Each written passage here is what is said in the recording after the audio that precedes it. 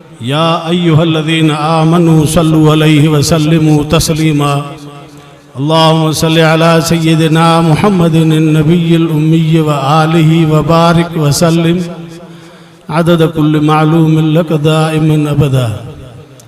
मुझा अज़ीज़ दोस्तों भाइरो, अवा के ख़बरात ही अज जो प्रोग्राम हिन दीनी इदारे जे ज़ेरे इंतज़ाम थी रहियो आहे।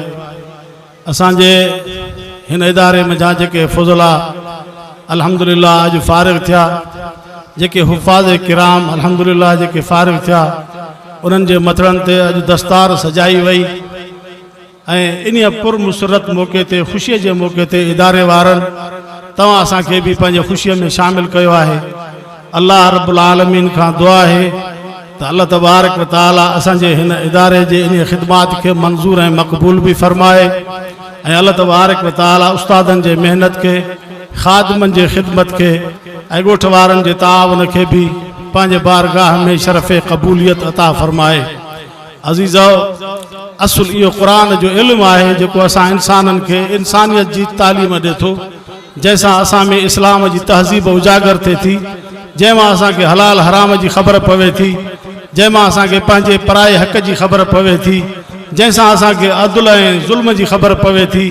इहा ई क़ुरान जी तालीम आहे। ॿी जेका बि तालीम दुनिया जी आहे, असरी तालीम, उन जो बि इनकार कोन्हे, उहा बि बेशक 4 अखर पढ़जनि त उन में को हर्ज कोन्हे को, पर उन तालीम जो ताल्लुक़ दुनिया जी ज़िंदगी सां आहे। बस दुनिया जी ज़िंदगी खां बाद में पोइ उन तालीम जो ताल्लुक़ उन पढ़ण वारे सां कोन्हे को।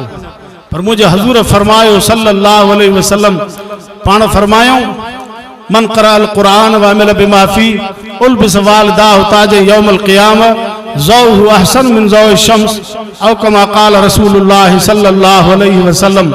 पाण फरमायो त जंहिं क़ुरान पढ़ियो ऐं क़ुरान पाक ते अमल करे ॾेखारे, इन शख़्स जे पीउ माउ खे ख़ुदा क़यामत जे ॾींहुं ताज पाराईंदो, जंहिं ताज जी रोशनाई हिन दुनिया जे सिज खां वधीक हूंदी।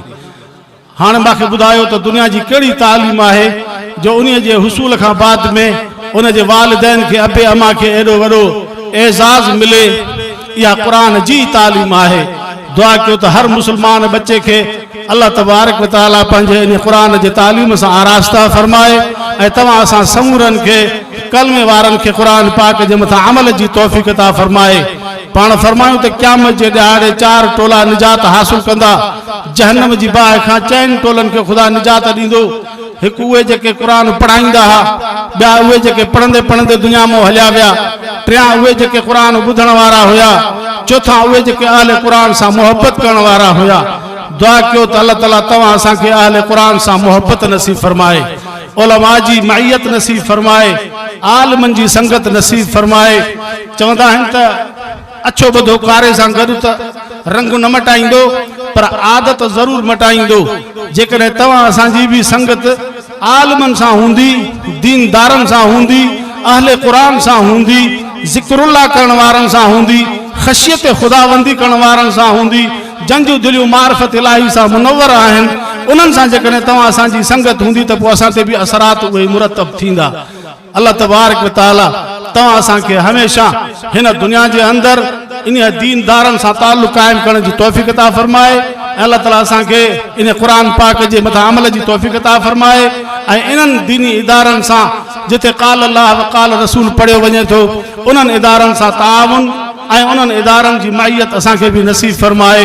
अल्लाह ताला तव्हां असां समूरनि जे हाज़िरी खे क़बूल फरमाए ऐं अल्लाह ताला हिन ॻोठड़े जे मथां हिन इदारे जे तुफ़ैले क़ुरान पाक ऐं हदीस पाक जे तालीम जे तुफ़ैले हिन ॻोठ जे मथां बरकत फरमाए ऐं रहमत फरमाए ऐं अल्लाह ताला तव्हां असांजो बि दुनिया में जा ख़ात्मो ईमान ते फरमाए ऐं दुनिया में इन हालत में रहाए जो दीन ते क़ाइम रहूं, तौहीद ते क़ाइम रहूं, हक़ वारनि जी मइयत में रहूं ऐं अल्लाह तबारक व तआला जे नेक सालिहबाननि सां हम नशीनी हुजे।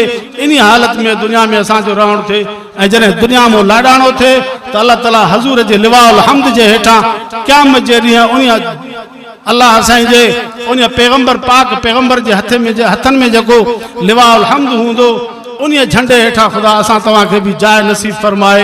अल्लाह ताला तव्हां असांखे सभिनी खे हिन दुनिया में नेक अमलनि जी तौफ़ीक़ अता फरमाए, बुरनि कमनि खां अल्लाह ताला असांखे महफ़ूज़ रखे, शैतानी कमनि खां महफ़ूज़ रखे ऐं उहे माण्हू जेके बेदीन आहिनि उन्हनि बेदीननि जी माइयत खां, उन्हनि जे सोबत संगत खां अल्लाह ताला असांखे महफ़ूज़ रखे। आख़िर दावाना अनिल हम्दुलिल्लाह।